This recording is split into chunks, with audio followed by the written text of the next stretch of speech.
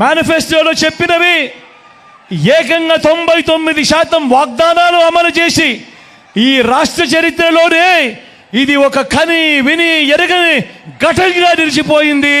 ఈ 59 నెలల మీ బిడ్డ పాలనలోనే కాదా అని అడుగుతా ఉన్నా.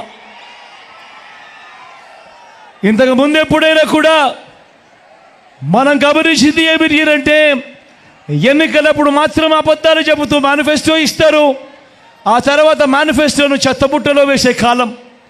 కానీ ఒక్క మీ బిడ్డ పాలనలో మాత్రమే మేనిఫెస్టోను ఒక బైబిల్గా, మేనిఫెస్టోను ఒక ఖురాన్గా, మేనిఫెస్టోను ఒక భగవద్గీతగా భావిస్తూ ఏకంగా 99% అమలు చేసి మళ్ళీ ఆ మేనిఫెస్టోను ప్రజల్లోకి తీసుకొని పోయి ప్రజలకి ఆ మేనిఫెస్టోను చూపించి ప్రజల ఆశీస్సులు కోరుతా ఉన్న ప్రభుత్వం దేశ చరిత్రలో ఏదైనా ఉంది అని అంటే అది మీ బిడ్డ ప్రభుత్వమే అని కూడా గర్వంగా చెప్తా ఉన్నా ఈ సందర్భంగా.